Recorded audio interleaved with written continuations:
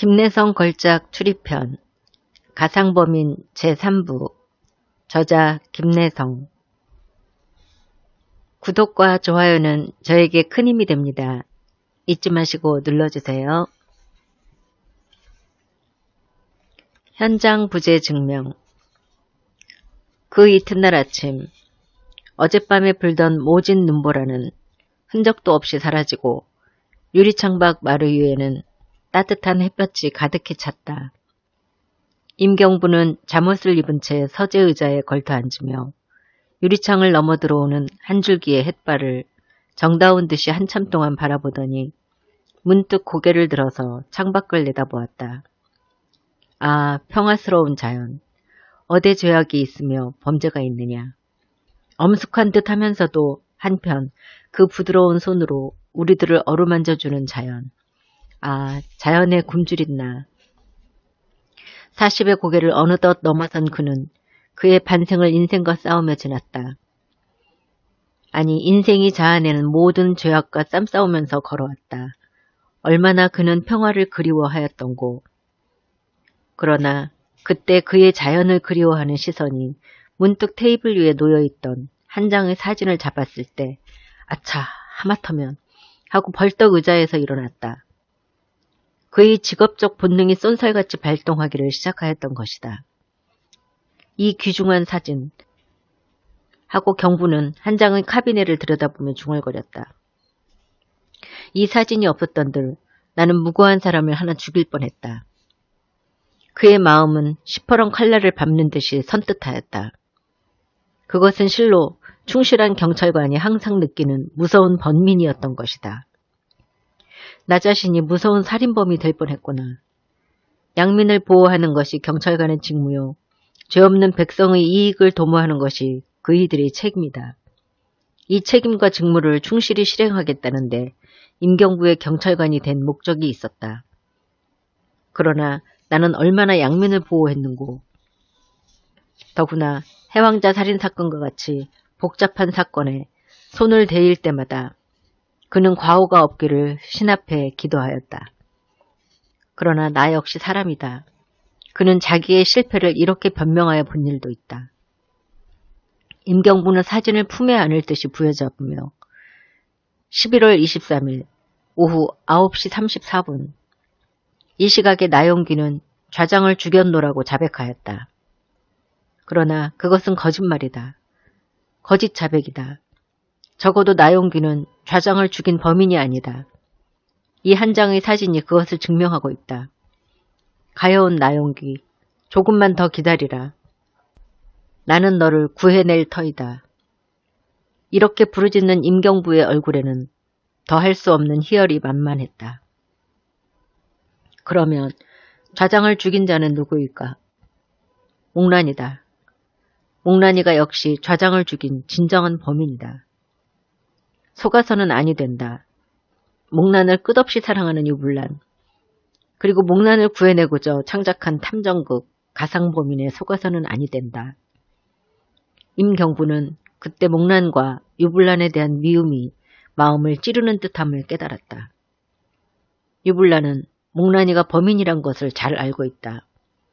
그리고 나용규가 의성 가능자라는 것도 잘 알고 있었던 것이다. 임경부는 무서운 책임감을 가슴에 품고 한시바삐 서대문 형무소로 나용규를 찾아가서 그가 한 자백이 거짓이란 것을 자백시키려고 생각하였다. 그때 책상 위에 전화가 요란하게 방안을 울렸다. 경부는 수화기를 들며 네, 그렇습니다. 임경부요. 뭐? 밀고장? 살인이 났다는 밀고장이 왔다? 어젯밤 어디서? 청량리 뒷산. 뭐? 빈 절간에서? 그러면 지금 곧 갈 터이니 서해는 들리지 않고 곧 현장으로 가마. 임경부는 분주스레 잠옷을 정복으로 갈아입고 조반도 먹을 새 없이 뛰어나갔다. 임경부는 자동차를 불화살같이 몰며 청량리로 향하였다. 대학 예과 옆을 왼편으로 커브한 자동차는 곧장 임업시험장을 바라보고 달려간다. 그러나 임업시험장을 조금 지난 자동차는 거기서 더 갈 수가 없었다. 임경부는 차에서 내려 험악한 산비탈길을 눈 위에 몇 번이나 쓰러지면서 올라갔다. 길은 좁고도 미끄러웠다. 한참 동안이나 솔밭새로 꾸불꾸불 기어가는 길은 드디어 임경부를 살인 현장인 빈 절간으로 끌고 갔다.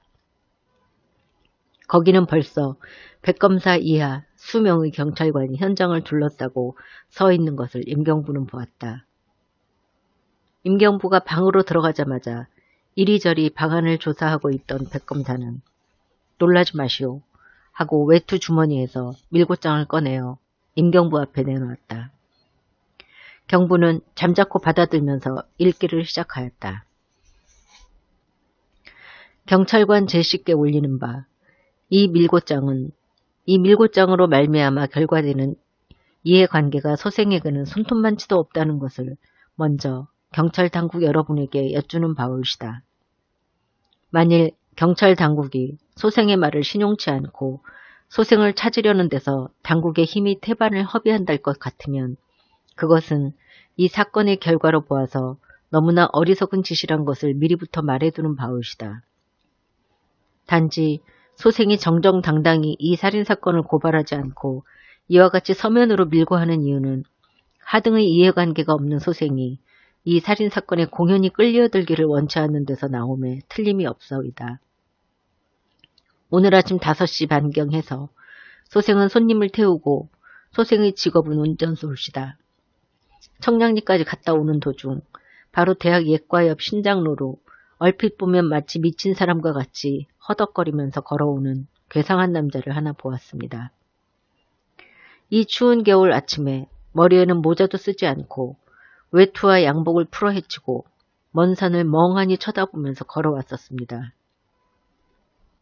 걸어오면서 그는 자동차를 타겠다는 듯이 양손을 번쩍 들었습니다만 그때 소생이 놀라움을 맞이하는 것은 그의 양손이 붉은 피에 젖어 있는 것을 보았기 때문입니다. 소생은 놀라면서도 문을 열고 그 남자를 안으로 모셨소이다. 어디까지 가겠느냐고 하는 소생의 물음에 대하여 그 사나이는 피곤한 듯이 눈을 감고 마치 잠꼬대 하듯이 2번 장충단 아파트라고 대답하였습니다.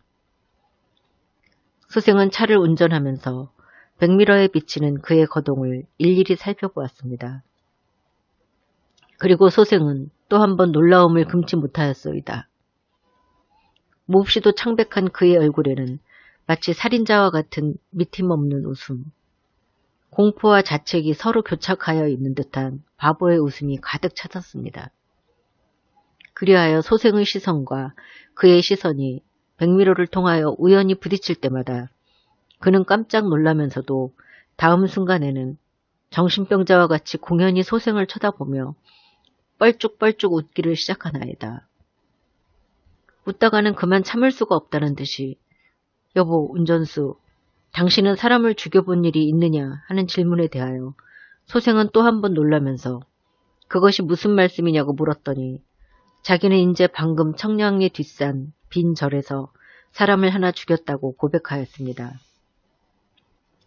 이 고백이 거짓인지 사실인지 소생은 잘 판단할 수가 없으나 그러나 이러한 사실을 당국에 보고함이 충실한 시민으로서의 의무라고 생각하는 소생은 이와 같이 서면으로 경찰 당국에 밀고 하는 바올시다.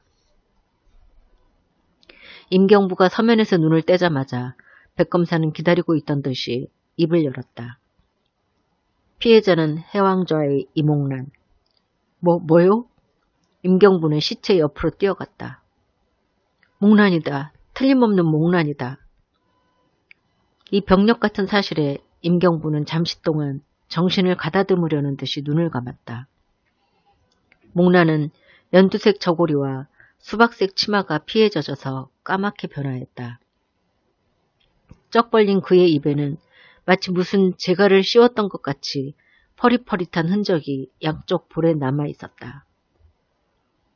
경찰 의인은 한참 동안 시체를 뒤적뒤적 하다가 허리를 펴며 재갈을 물리었던 흔적이 이와 같이 보이고 죽은 지가 벌써 8시간은 넘었습니다. 아마 오늘 아침 1시에서부터 3시 사이에 하고 임경부를 쳐다보았다. 물론 타살에 틀림없소. 단도도 보이지 않고 또 여기 이와 같은 남자의 모자가 하나 있는데 하고 백검사는 그때 한 개의 중절모를 경부에게 보이었다. 모자에 상점에서 넣어준 듯한 BY라는 이니셜이 박혀 있었다. 임경부, BY라는 이니셜이 누구라고 생각하시오?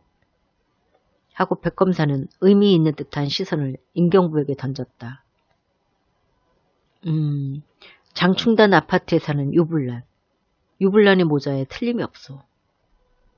그리고 이상하다는 듯이 임경부는 두어 번 머리를 흔들면서 유불란, 유불란, 목난을 구해내고자 가상범인을 창작한 유불란, 그리고 그를 구해낸 유불란, 그가 죽였다. 그가 목난을 죽였다? 지금까지 좌장을 죽인 범인을 목난이라고 생각해오던 임경부는 생각이 꽉 막혔다. 그동안 백검사는 방안을 이리저리 조사해보았다. 그러나 별달리 증거가 될 만한 발견은 못하였다.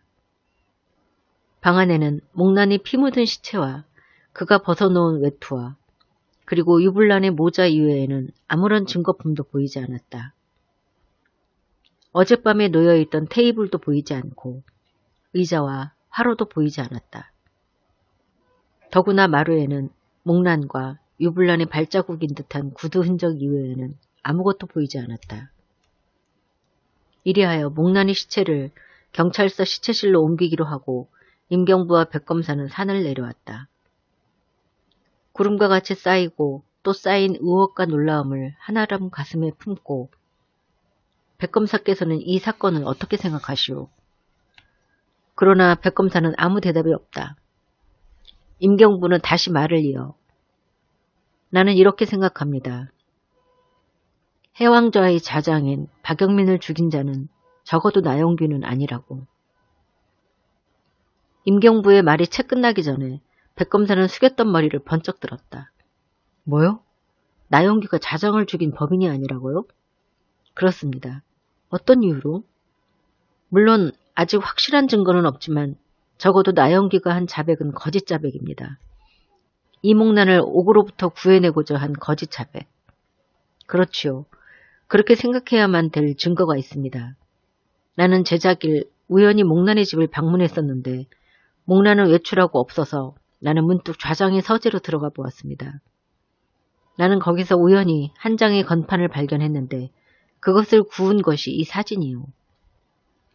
임경부는 사진을 내보이면서 하여튼 자세한 이야기는 다음으로 밀고 나는 곧 서대문 형무소로 가서 나영규를 만나보아야겠으니 백검사께서는 경관을 데리고 즉시로 유불란을 체포하여 주십시오. 그가 어젯밤 이목난과 이 절에 왔던 것만은 사실이니까.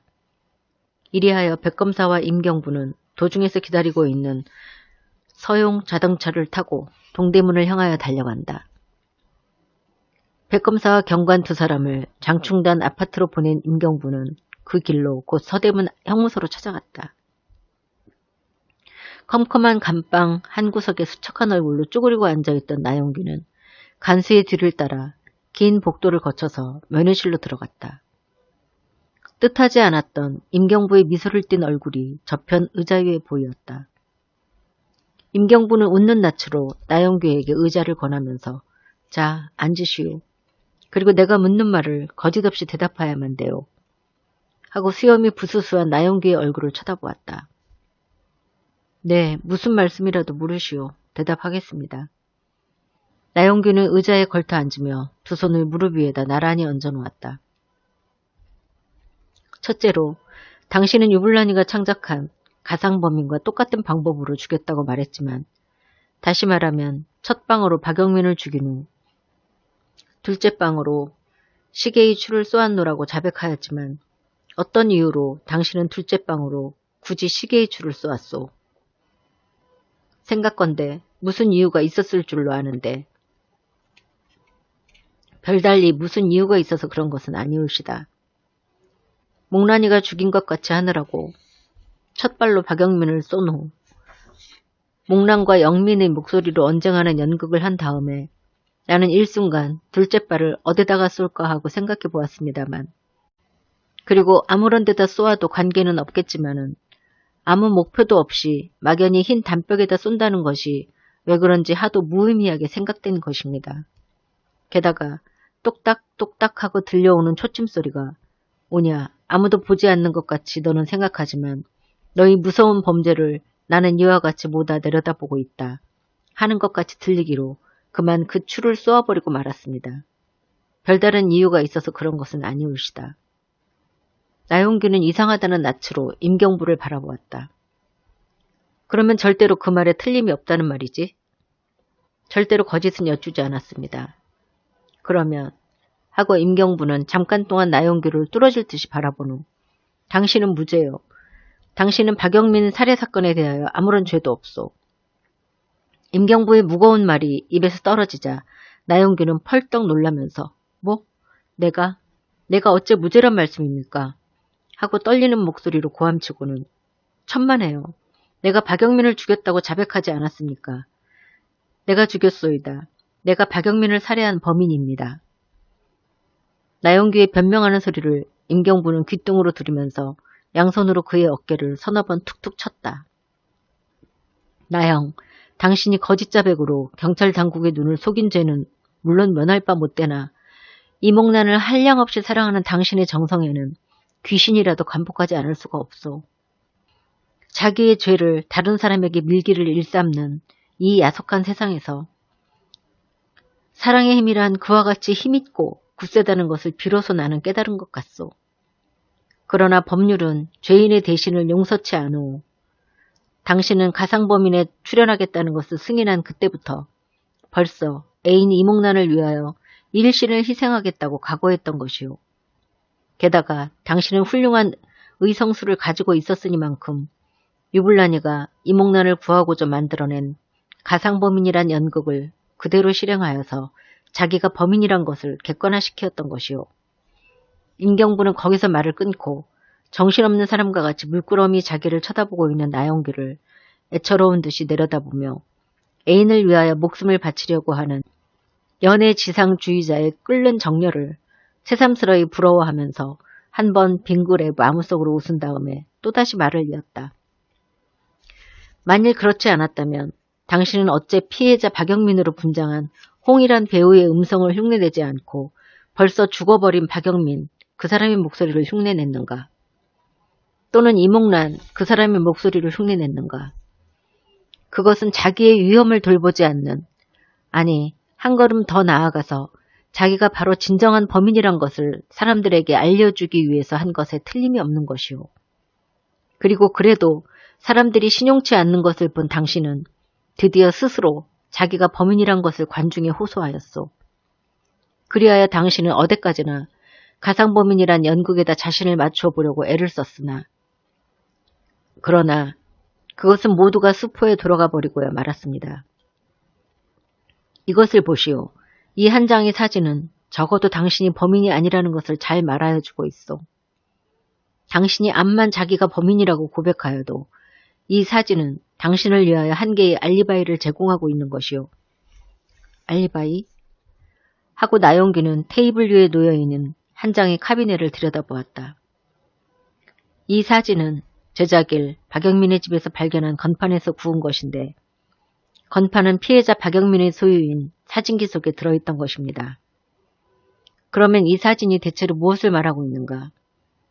이제 당신은 좌장이 살해를 당한 시일과 시각을 한 번 더 생각하여 보오. 다시 말하면 당신이 쏜 총알이 시계를 깨뜨려 놓은 시각을 생각해 보오. 11월 23일 오후 9시 34분에서 시계는 멎어 있었소. 이 시각을 잘 기억하여 두고 내 말을 들어보시오. 임경부는 잠깐 말을 멈추어서 산란한 머리를 정돈시킨 후 그런데 나는 먼저 알기 쉽게 결론부터 말해두고자 하오.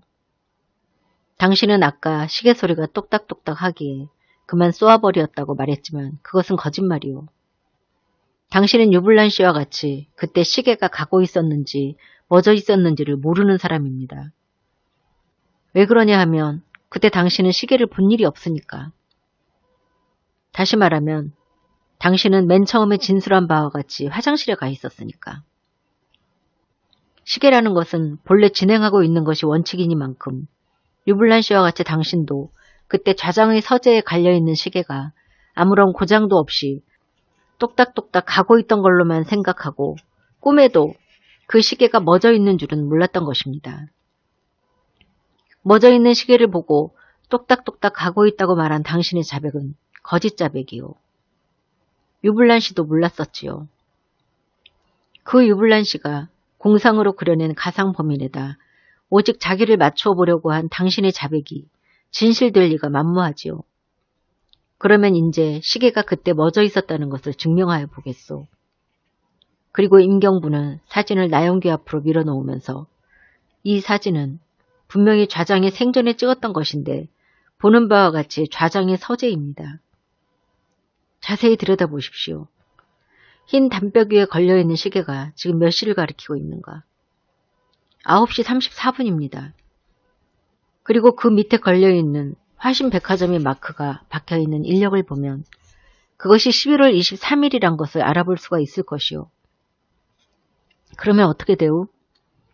좌장이 이 사진을 촬영한 것이 11월 23일 9시 34분. 알겠소? 당신이 총알로 시계를 멈춰 놓았다고 생각하는 그 시각도 바로 11월 23일 오후 9시 34분입니다. 단지 어그러지는 것은 하나는 오후라는 것이 분명한데 하나는 오후인가 오전인가가 분명치 않을 뿐이요. 이 우연한 일치를 당신은 어떻게 생각하시오? 만일 좌장이 시계 진행 중에 이 사진을 박았다고 가정하면 오후 9시 34분에는 벌써 시체가 되어버린 좌장이 많지 도저히 촬영할 수가 없었을 것이니 그날 오전 9시 34분에 박았다고 생각하는 것이 당연할 것이요. 그러나 그날 오전 9시 34분에는 좌장이 부인과 함께 외출한 사실이 판명되어 있습니다. 임경부는 신경을 일일이 가다듬어가면서 다시 설명을 계속하였다. 그러면 어떻게 되는가? 이렇게 됩니다. 좌장은 23일에는 오전에도 오후에도 절대로 9시 34분에는 촬영할 가능성이 없었다는 것이요. 그러나 이 사진에 박혀있는 시계는 9시 34분을 가리키고 있으니만큼 이 시계는 촬영할 때에 적어도 정지 상태에 있었다는 것이 틀림이 없어. 그러면 내가 총알로 쏘기 전부터 이 시계는 9시 34분에 멎어 있었다는 말씀입니까? 그렇지요. 그리고 당신이 피스톨로 이 시계를 쏘았다고 생각하는 시각이 바로 9시 34분이었습니다. 우연의 일치, 멎은 시계도 하루에 2번은 맞는다고. 경부는 어서 자백하라는 듯이 나영규의 파리한 얼굴을 바라보았다. 나영규는 경부의 명석한 두뇌에 감복하는 듯이 머리를 그만 숙이고야 말았다. 알겠소? 보통 시의 시계의 기능을 상상하고 추호도 의심하지 않은 유블란 씨의 탐정국 가상범인의 무대면과 현실 문제인 박영민 살해 현장의 그것과는 이상과 같은 중대한 차이가 있었습니다. 따라서 만일 당신이 가상범인의 무대장치를 전부 승인하고 똑딱 똑딱 하는 시계의 초침소리를 들었다고 말하는 이상 당신의 자백은 결국 거짓이라는 사실이 증명됩니다. 당신도 유블란과 같이 시계는 항상 가고 있다는 착각에 빠진 것이요. 아무리 당신이 죽였다고 전 세계에 향하여 호소한다 하더라도 과학적인 이 객관적 알리바이는 그것을 승인하지 않을 것입니다. 잠자코 고개를 푹 숙이고 있던 나영규의 창백한 얼굴에는 점점 비분의 빛이 떠오르며 무릎 위에 올려놓은 해골과 같은 양손이 부들부들 떨기를 시작하였다. 그러다가 돌연 고개를 들며 나는 이대로 있는 것이 얼마나 행복인지 알 수 없습니다. 나는 다시 세상에 나가기를 원치 않습니다. 그리고 나는 목란을 육체적으로 사랑하겠다고는 꿈에도 생각해 본 일이 없습니다. 이 컴컴한 옥중에서 다만 사랑하는 사람의 환영을 가슴에 품고 일생을 지나는 것이 나에게는 얼마나 행복이겠습니까? 경부께서는 목란을 다시 이 컴컴하고도 쓸쓸한 감옥에다 넣으려고 나를 찾아온 것에 틀림이 없습니다. 목란을 다시 옥중으로 보내지 마십시오. 목란은 나의 생명보다도 더 중한 사랑. 하고 나용기는 테이블 위에 그만 쓰러지고야 말았다. 잘 알겠소. 그러나 이제는 그러할 필요조차 없게 되었소. 그것은 또 무슨 말씀입니까? 이목란은 죽어버리고 말았소. 뭐요? 목란이가 죽었다는 말씀입니까? 어젯밤 청량리 뒷산 빈 절간에서 살해를 당하였소. 살해를 당했다고요? 아직 자세한 사정은 알 수 없으나 가해자는 유불란. 하고 임경부는 말끝을 그만 끊었다. 유불란? 그놈이 목란을 죽였다고요? 죽였다고 단언할 수는 없으나 그러나 살인 현장에 그의 모자가 남아 있었으니까. 나용기는 정신병자와 같이 물끄러미 허공을 바라보고 있더니 그만 두 손으로 얼굴을 가리며 어린애처럼 흑흑 느끼기 시작하였다. 목란이가 죽었다니 거짓말이지요. 그럴 리가 어디가 있어요. 그때 간수 한 사람이 들어오며 백검사로부터 전화가 왔다는 말을 전하였다. 한참 동안 전화를 받고 난 임경부는 하도 이상하다는 듯이 머리를 기울이며 분주스러운 발걸음으로 전옥실로 들어갔다. 이리하여 전옥의 승낙을 받고 임경부는 나용기를 데리고 XX 경찰서로 자동차를 몰면서 달려갔다. 의외의 결말. 여기는 XX 경찰서의 신문실. 유불란은 지금 임경부, 백검사, 나용귀, 그 외 여러 경찰관 앞에서 어젯밤에 자기가 당한 악몽과 같은 괴상한 이야기를 세세히 말한 후 그는 한번 긴 한숨을 후 하고 쉬었다. 그러나 나는 그 복면한 여자가 가슴에다 7호의 마크를 붙인 그 가장한 여자가 자기 가장 사랑하는 목란인 줄이야 어찌 알았겠습니까? 이와 같이 잔인하고 비참한 일이 또 어디 있으리요? 나는 이 손으로 목란을 죽였습니다. 그는 그때 아무 말도 없이 누가 그에게 재갈을 물렸을 줄을 어찌 알았으리요. 나의 허리와 다리를 쓸어 만져보며 제발 살려달라고 애원하는 그가 바로 목란이었을 줄이야 꿈에도 생각하지 못하였습니다. 그러나 그것은 결코 나의 자유의사를 죽인 것이 아니고 무서운 권총의 협박을 받았기 때문입니다. 나는 무서운 꿈속을 헤매면서 행여나 그것이 단지 꿈에 지나지 않기를 얼마나 고대하고 기다리었겠습니까? 그러나 그것은 일장의 악몽이 아니고 현실이었습니다. 유불란은 아직도 꿈속의 사람과 같이 사방을 돌아다보았다. 그리고 자기를 둘러싸고 묵묵히 앉아있는 경찰관들의 긴장한 얼굴을 일일이 살펴보았다. 두 주먹을 불끈 쥐고 마치 성난 사자와 같이 노기가 분분한 나용규의 얼굴. 테이블 위에다 한 장의 사진을 꺼내어 놓고 확대경으로 뒤적뒤적 살펴보면서 귀를 기울이고 있는 백검사의 얼굴. 그리고 마지막으로 픽 하고 한번 비웃으면서 말을 꺼내는 임경부의 얼굴을 보았다.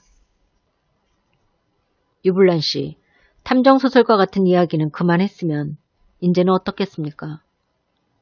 당신의 두뇌가 우리들보다 얼마나 탁월한지는 모르겠지만 당신은 결국 일개 공상가에서 더 지나지 못합니다. 당신의 명성을 가장 높인 탐정극 가상범인까지도 알고 보면 탐정소설가의 공상이지요. 당신의 덕택으로 하마터면 범인을 옥창으로부터 구해내고 도리어 무죄한 사람을 감옥으로 보낼 뻔했습니다. 그리고 이제 또 탐정소설과 같이도 괴상한 이야기를 해서 우리들을 꾀이겠다는 말씀이요? 하하, 걸작인데요. 탐정소설가 유불란 씨는 단지 우리 조선만이 자랑할 바가 아니라 전 세계에서 드물게 보는 위대한 작가요, 훌륭한 공상가라고 나는 비로소 깨달았습니다. 그리고 임경부는 참지 못하겠다는 듯이 또 한 번 하하라고 웃었다.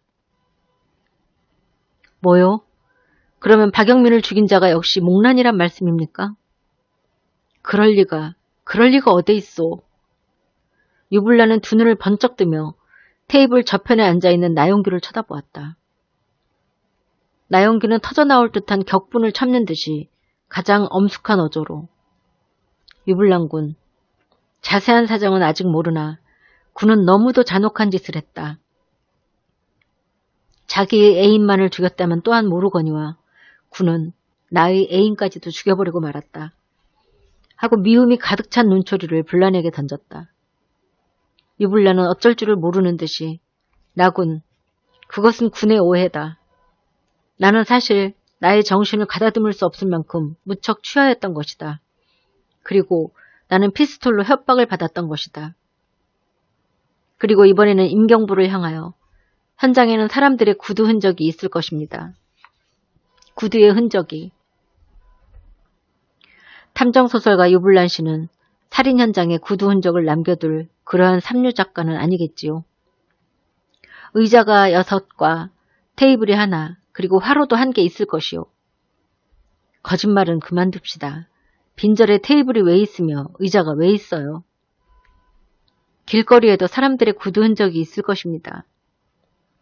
유불란 씨, 연극은 그만두는 것이 어떻소? 일부러 눈보라치는 밤을 선택한 것은 당신이 아니었습니까? 하고 경부는 또 한 번 픽 웃었다. 유불란은 하는 수 없이 한참 동안 잠자코 있다가 또다시 입을 열었다. 그러면 내가 계획적으로 목란을 죽였다는 말씀입니다, 그려? 물론. 유불란은 눈이 아찔아찔해지며 앞이 갑자기 캄캄해지는 것을 깨달았다. 대체 그 복면한 사나이들은 어떠한 무리기에 자기를 이와 같이 무서운 모함에다 몰아넣었을까? 생각하면 생각할수록 그들 악마의 손에 어리석게도 빠지고 마른 자기를 원망할 수밖에는 없었다. 그러나 변명할 수 있는 데까지는 변명해보자. 그러나 만일 내가 계획적으로 그러한 짓을 했다고 가정하면 나는 왜 자동차 같은 것을 타서 이와 같이 자기의 범죄를 폭로시키지 않으면 안 되었단 말이오. 그것은 계획적 범죄와는 너무도 모순되지를 않습니까? 만일 그렇다면 나는 자동차 같은 것을 타지 않았을 것입니다. 자기의 이니셜이 박혀있는 모자를 살인 현장에 남겨놓고 오니만큼 살인 후의 정신상태가 산란했다고라도 설명할까요? 대학 예과 앞에서 당신을 태운 운전사는 당신을 미친 사람이나 아닌가 하고 생각했다고 말하는 것을 보니 북구트론 1000만 명을 죽여보았다 하더라도 소설가도 결국은 사람이니까 소설 속에서 공상적으로 죽이는 것과는 좀 다를 거려. 그런 어리석은 이야기가 어디 있겠소. 그래도 나는 상당한 사회적 지위를 갖고 있는 한 명의 소설가요. 당신은 동서양을 통하여서 탐정 작가의 현실적 살인 행위를 보신 적이 있습니까? 탐정 작가, 그들은 결코 사람을 죽일 만한 인종이 못 되는 것이오. 그들은 다만 공상할 뿐입니다. 그들은 겁이 있고 마음이 약하고 그리고 가장 선량한 인종입니다. 사람에게는 누구든지 다소간의 범죄성을 안 가지고 있는 사람이 없다는 것은 다시 말할 바가 없지만 그 범죄성을 실제적으로 나타내는 사람과 나타내지 못하는 사람이 있다는 것을 당신도 잘 알 것입니다. 혹은 그럴는지도 모르지요. 그러나 그와 같은 사정을 잘 알고 있는 당신은 그와 반대의 행위를 감히 실행하였는지 누가 알겠소? 뭐 반대의 행위? 그렇지요.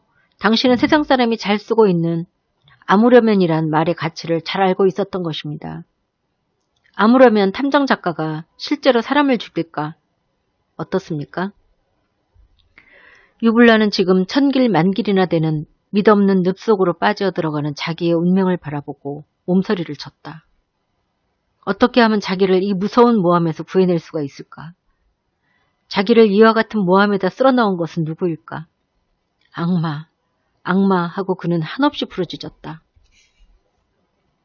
유불란 씨, 당신은 어디까지든지 협박을 받아서 꿈결에 목란을 죽였다고 말하지만 내 말을 좀 자세히 들어보시오.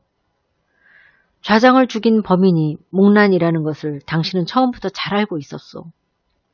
그러나 당신은 목란을 사랑한다. 당신은 자기가 갖고 있는 훌륭한 상상력에 채찍질하여 가상범인이라는 연극을 창작하였다. 그리고 연극은 성공했다. 나영규 씨는 드디어 거짓의 자백을 하였으니까. 어째 거짓 자백이란 말이오? 임경부는 아까 서대문 형무소에서 나영규에게 한 것과 같은 설명을 세세히 한 다음에 이제 말한 바와 같이 결국 당신은 그때 박영민의 서재에 걸려있던 시계가 고장으로 말미암아 멎어 있었던 사실을 몰랐던 것이오. 멎어 있는 시계에서 똑딱 똑딱 하는 소리가 날리는 만무하니까. 유불란은 이론이 정연한 임경부의 설명에 대하여 무엇라고 변명할 여유도 가지지 못하고 그저 묵묵히 듣고 있다가 그러면 결국 박영민을 죽인 것이 목란이라 합시다. 그러나 나는 왜 목란을 죽이지 않으면 안 된다는 말이오. 무슨 동기로? 당신이 목란을 죽인 동기를 내 입으로 말해보라는 말이지요? 하고 임경부는 잠깐 동안 유불란과 나영기를 절반씩 쳐다본 후 목란은 혹은 당신을 더 사랑했을는지는 모르나 아니 목란 자신도 나형이 면전에서 실례입니다만 나형을 사랑하지 않는다고 단언했었지만 그러나 그 후 목란의 마음은 점점 변해지기를 시작하였던 것이오. 그는 자기를 구하려고 가상범인을 창작한 당신의 노력과 역시 자기를 구하려고 거짓 자백을 하여서 대신 옥중으로 들어간 나형의 노력을 냉정한 머리로 비교하여 보았을 것이오. 여성에게 있어서 외형미 같은 것은 사랑의 최대 조건은 아닙니다. 그들이 사랑하고 동경하는 것은 무엇보다도 남자들의 친절이요. 목란은 범민하기를 맞지 않았을 것이요. 목란은 자기가 범인이란 것을 누구보다도 잘 알고 있는 동시에 결코 나형이 범인이 아니라는 것도 잘 알고 있었지요. 그래서 그의 마음은 당신에게서 떠나기 시작하여 드디어 나형께로 옮아가고 말았습니다. 질투로 가득한 당신의 심정. 그때 유불란은 의자에서 벌떡 일어나며 미친 것과 같이 부르짖었다. 거짓말이다. 거짓말이다. 새빨간 거짓말이다. 목란은 어젯밤 10시까지 나를 누구보다도 사랑하였다. 조선은행 앞에서 서로 헤어질 때까지 그는 나의 입술에다 키스를 하였다. 나는 목란을 사랑한다. 나는 목란을 끝없이 믿는다. 누구보다도 믿는다. 그것은 다만 사랑하는 사람만이 이해할 수 있는 영의 속삭입니다. 비록 객관적으로 시계의 추가 멎어 있었단들, 나영귀가 박영민을 살해한 범인이 아니란들, 좌장을 죽인 범인은 결코 목란은 아니다. 나는 그것을 믿는다. 나는 신 앞에 그것을 맹세한다. 목란이가 나영귀를 사랑하게 되었다고? 거짓말이다. 거짓말이다. 어떠한 일이 있었다 할지라도 목란은 결코 나영귀를 사랑하지 않았다. 목란은 나를 사랑하였다. 그리고 다만 나만을 사랑하였던 것이다. 나영귀를 사랑하였다고? 저런 악마 같은 자식을 누가 사모해? 저 자식이 범인이다. 악마 같은 얼굴을 가진 나영귀가 바로 박영민을 살해한 무서운 범인이다. 저 자식이. 뭐 어째? 폭탄과 같은 나영귀의 목소리가 방안을 울리었다. 노기가 가득 찬 그의 가슴은 드디어 폭발하고야 말았다. 테이블 위로 날아가는 그의 주먹. 나영귀, 너는 아직 화를 낼 권리가 없다. 벼락같이 쏟아지는 백검사의 목소리가 또다시 뒤를 이었다. 백검사의 팔목을 붙잡힌 나영귀의 주먹이 테이블 위에서 공연히 우쭐거리고 있다. 어째 그러십니까? 나영귀의 괴인과 같이 추악한 얼굴에는 일순간 파도와 같은 의욕의 그림자가 픽 돌았다. 손을 내리어라. 그리고 거기 앉아라. 백검사의 수상한 태도에 나영귀만이 아니고 거기 앉았던 여러 경찰관들도 놀라움을 맞이 않았다. 그때까지 임경부의 취조를 귓등으로 들으면서 확대경으로 테이블 위로 놓인 사진을 뒤적뒤적 하고 있던 백검사는 무슨 이유로 나영귀에게 대하여 그러한 태도를 취하였는고. 사람들은 의심과 호기심을 한아름 품고 백검사를 쳐다보았다. 백검사는 붙잡고 있던 나영귀의 팔목을 하도 더럽다는 듯이 뿌리치면서 세상에 너 같은 악인을 본 것은 오늘이 처음이다 하고 놀라는 나영귀를 한참 동안 바라보며 마음을 진정시킨 후 천천히 입을 열었다. 너는 자기가 악마라는 것을 스스로 승인할 테지? 나영귀는 성을 불뚝 내면서 당신은 대체 무슨 이유로 그와 같이 독단적으로 말씀을 하십니까? 하고 저기를 품은 낯으로 대답하였다. 그래, 독단이 아니라는 것을 네게 다 말해볼 테다. 하고 백검사는 그의 무서운 두 눈으로 나영귀를 한번 노려다보니 나영귀도 역시 가장 침착한 태도로 반항의 눈초리로 백검사에게 대들었다. 그러면 말씀해 보시오. 당신은 이제 나보고 악마라고 불렀다. 내가 악마라는 것을 당신의 입으로 증명하지 못하는 한에는 나는 반드시 오늘 밤의 모욕을 갚을 테니까. 잘 말했다. 그러면 먼저 결론부터 말해보자. 너는 해왕자의 좌장 박영민을 살해한 범인이다. 방법은 유불란 씨의 탐정극 가상범인과 꼭 같다. 동기는 네가 목란에게 사랑을 받아보려다가 거절당한 것. 좌장이 너를 독사와도 같이 싫어하고 미워한 것이다. 그때 나영규는 픽 하고 비웃으면서 당신은 대체 무엇을 말하고 있는지 나는 도무지 알 수가 없습니다. 그와 같은 방법으로 그와 같은 동기에서 해왕자의 좌장 박영민을 죽였다고 처음부터 나는 정직하게 자백하지를 않았습니까? 그것을 임경부가 사진이 어떠니 시계가 멎어 있었으니 어떠니 하면서 나에게 생에 대한 희망을 가지게 한 것이 아닙니까? 응, 확실히 너는 우리들보다는 지혜가 한층 더 앞섰다. 그러나 결국 너는 패부의 길을 걸어야 할 것이다. 네가 네 손으로 너의 무덤을 파고 있었다는 말이다. 그 이유를 이제부터 설명해보마.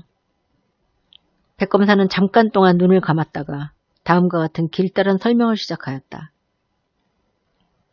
너는 유불란 씨로부터 그가 창작한 가상범인이라는 연극에 출연하여 달라는 부탁을 받았을 때 너는 그의 상상력이 얼마나 적확하였는지를 알았을 것이며 따라서 너의 놀라움은 진실로 컸을 것이다.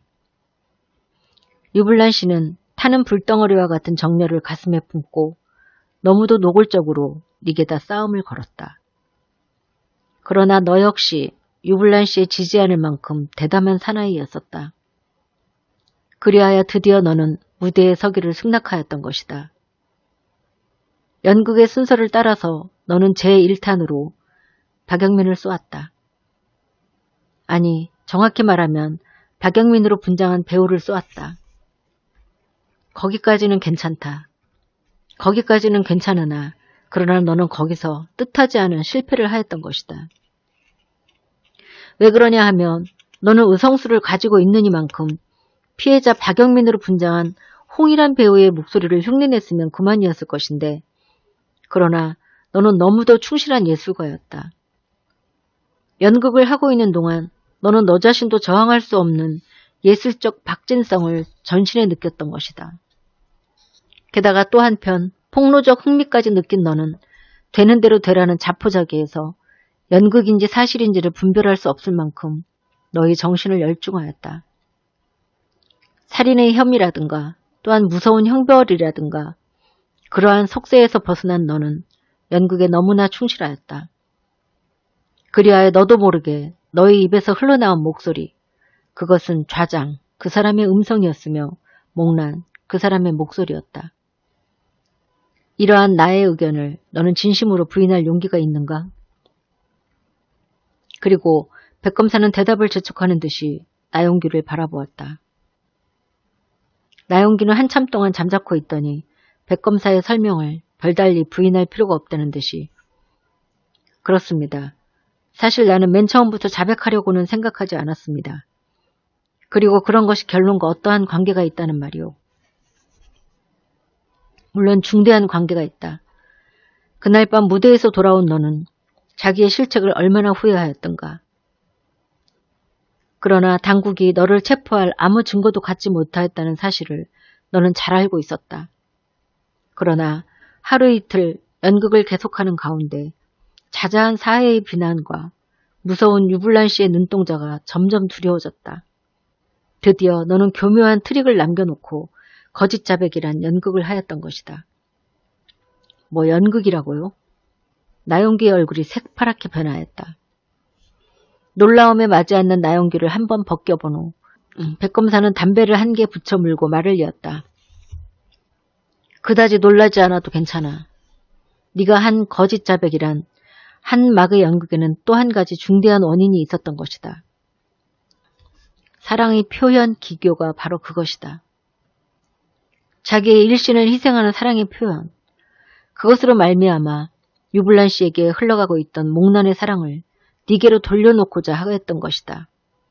그러나 그것도 결국 실패되고야 말았다. 어째 그렇습니까? 그것은 모순된 이론입니다. 내가 자백을 하여서 목란이가 무죄방만이 된다면 그것이야말로 목란에게는 더할 수 없는 행복이요 기쁨이 아니겠습니까? 누구든지 그렇게 생각하기가 쉽다. 자기에게 누명을 씌우려던 너를 목란은 물론 마음껏 미워할 테다. 그러나 목란이가 너를 미워하면 미워할수록 네게는 더욱 좋다. 그게 대간절 무슨 말씀이오? 너무 명론이 되어서 나는 도무지 알 수 없소. 모를 리가 어디 있어. 목란이가 너를 저주하고 너를 미워할 수가 있는 것은 네가 살인죄로 옥창에서 신음하고 있는 동안뿐이다. 네가 결국 무죄방면이 되어 깨끗한 몸으로 세상에 다시 나오게 되면 어떻게 되느냐. 생각 못해?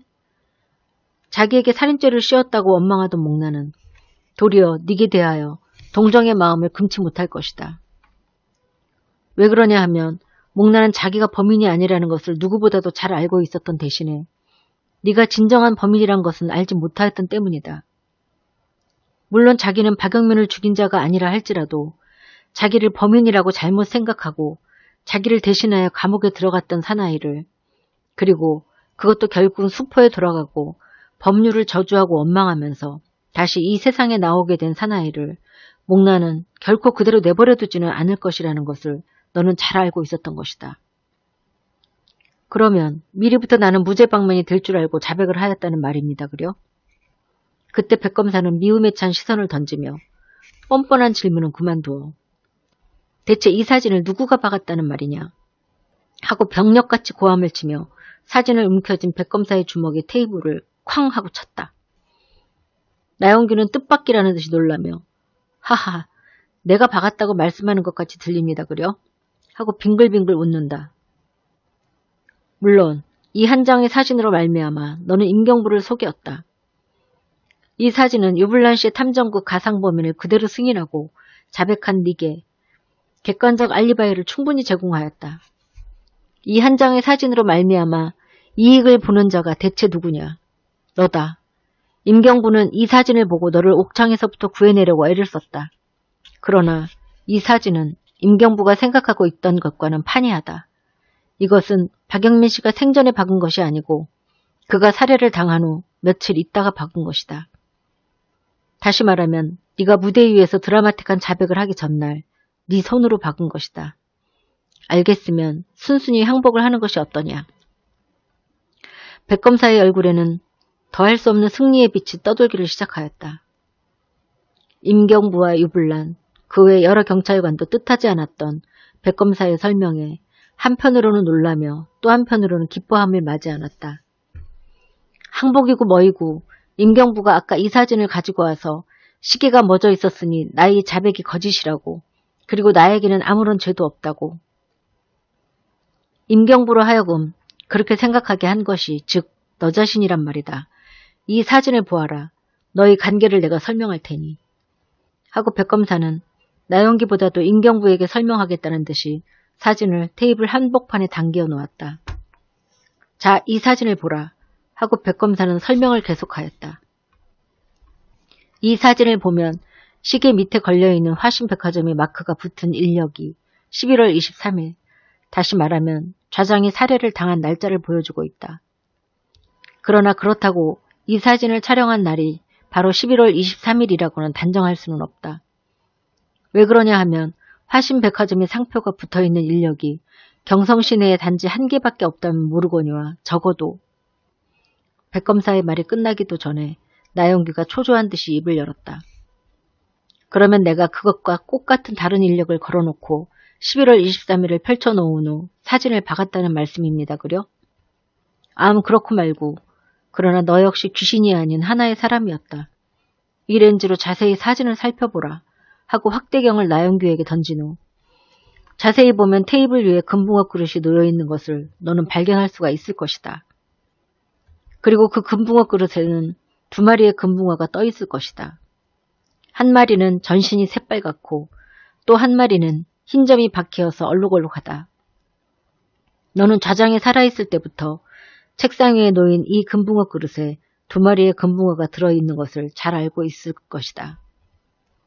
그러나 그것은 2마리가 다 전신이 새빨간 금붕어였다. 2마리 가운데 한 놈이 죽어버리고 흰 점이 박힌 얼룩얼룩한 놈을 대신으로 사다 넣은 것은 좌장이 살해를 당한 이후의 일이다. 알기 쉽게 말하면 네가 무대 위에서 흉측한 거짓 자백을 한 바로 이틀 전이다. 그때 나영기는 낯빛이 갑자기 변하면서 뭐요? 하고 고함을 치고 한 번 더 렌즈를 사진 위에 갖다 대었다. 너는 트릭 사진을 찍을 적에 시계와 인력에만 주의를 하느라고 금붕어 그릇 가운데 그와 같은 중대한 변동이 있었다는 사실을 꿈에도 몰랐던 것이다. 그러나 한참 동안 사진을 들여다보던 나영기는 천천히 머리를 들며 자신이 만만한 어조로 대답하였다. 그것이 만일 사실이라면 이 사진은 확실히 좌장이 살해를 당한 후 박은 것임에 틀림이 없겠지요. 그러나 그렇다고 이 사진을 박은 자가 바로 나 자신이란 것은 무슨 증거로 단언하십니까? 그 말에 백검사는 만면에 넘칠 듯한 미소를 띠면서 사실 네가 좌장의 서재에 숨어 들어가서 이 사진을 박는 것을 본 사람은 한 명도 없다. 그러나 하고 백검사는 잠깐 나영기의 악마와 같은 추한 얼굴을 물끄러미 바라보았다. 이제 자기의 입에서 떨어질 한마디의 말로 말미암아 자신이 만만한 나영기의 얼굴이 어떻게 변할는지 그것이 볼만하다는 듯이 잠자코 바라보았다. 그러나 어떻게 되었다는 말씀입니까? 그러나 네가 사진을 찍고 있는 모양을 본 사람이 하나 있다는 말이다. 누구입니까? 너 자신이다. 나 자신? 그렇다. 너 자신이 보고 있었다. 모르겠으면 렌즈를 가까이 대고 자세히 보라. 너의 악마와 같은 얼굴이 담벽에 걸린 거울 속에 박혀 있을 것이다. 뭐요? 하고 부르짖으며 나영기는 의자에서 벌떡 일어났다가 다시 앉으면서 손에 들었던 렌즈를 또 한 번 눈에 대었다. 놀란 것은 다만 나영기뿐만 아니라 임경부와 유불란도 일시에 일어서며 테이블을 둘러쌌다. 백검사는 다시 말을 이으며 네가 만들어 놓았던 교묘한 알리바이는 이 우열한 현상으로 말미암아 그만 깨어지고야 말았다. 그러나 나영기는 아무 말도 없이 정신을 잃은 사람과 같이 희쭉희쭉 웃기를 시작하였다. 그 순간 테이블 위에 놓여있던 전화의 종소리가 요란히 방안을 울렸다. 백검사는 빠른 솜씨로 수화기를 들었다. 사람들은 가장 긴장한 낯빛으로 귀를 기울이며 가늘게 들려오는 전화소리를 엿들어 보려고 애를 쓴다. 아, 김군인가? 그래서 뭐? 잡았다? 뭐? 땡땡 복수단의 잔당? 아, 그런가? 나영기도 땡땡 복수단의 일원? 이상하다고 나도 생각은 했지만 2주일 이내로. 그런가? 하여튼 급히 돌아오게. 한참 동안이나 전화를 받고 난 백검사는 가장 흥분한 어조로 다음과 같은 설명을 시작하였다. 나는 오늘 아침 경찰 당국에 밀고장을 보낸 운전수를 괴상히 생각하여 시내에 있는 자동차 운전수를 전부 조사해보라고 김순사에게 명령을 했습니다. 지금 걸린 전화에 의하면 서대문 XX 자동차부에서 박병국이라는 괴상한 운전수를 한 명 붙들었다는데 필적이 밀고장에 그것과 대개 흡사하므로 즉시로 엄중히 취조한 결과 어젯밤 조선은행 앞에서 목난을 태웠다는 운전수 그리고 오늘 아침 청량리에서 유불란 씨를 태우고 온 운전수인 것을 자백하였습니다. 백검사는 잠깐 말을 끊었다가 그러나 그들이 10년 전 땡땡 복수단의 잔당이라고야 꿈엔들 생각하였겠습니까? 여러분도 아시는 바와 같이 땡땡 복수단이라는 단체는 개인의 힘으로는 도저히 불가능한 복수를 서로서로 협력하여서 수행합니다. 갑은 을을 위해서 복수를 합니다. 그러니만큼 표면적으로 복수의 동기가 암만 농후하다 하더라도 제각각 본인은 형벌을 피할 만한 알리바이를 가지고 있습니다. 나영기가 땡땡 복수단에 가입한 것은 그가 해왕좌 무대에 의해서 자백한 바로 전날입니다.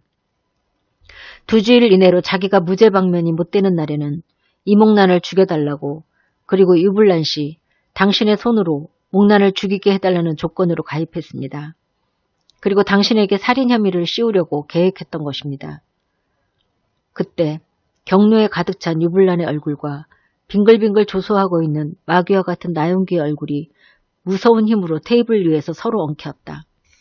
그 순간 유불란의 몸뚱이가 악마하고 고함치는 소리와 함께 쏜살같이 나영기를 향하여 날아갔다. 악마! 악마! 악마! 미친 사람과 같이 부르짖으며 덤비는 유불란의 모양을 멍하니 바라보고 있던 나영기의 입에서는 돌연 바보와 같은 무시무시한 웃음소리가 하도 유쾌하게 흘러나오기 시작하였다.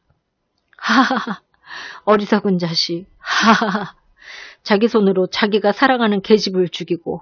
하하하, 유불란 만족하겠지? 그만했으면 만족할 테지? 어리석은 자식. 하하하, 악마 하고 유불란이가 달려들려고 한 그 순간, 이 악독한 놈 하고 임경부가 주먹을 들은 바로 그 순간이었다. 들창을 열자마자 마치 나는 새와도 같이 캄캄한 어둠 속으로 날아나가는 나영규의 몸뚱이. 앗! 하고 사람들이 고함을 쳤을 때에는 나영규의 몸뚱이는 벌써 4층 꼭대기에서 차디찬 페이브먼트 위에 떨어졌을 때였다. 사람들은 창밖을 내려다보았다. 희미하게 비치는 전등 밑에서 사람들은 비참한 나영규의 최후를 보았다. 밤은 점점 깊어간다.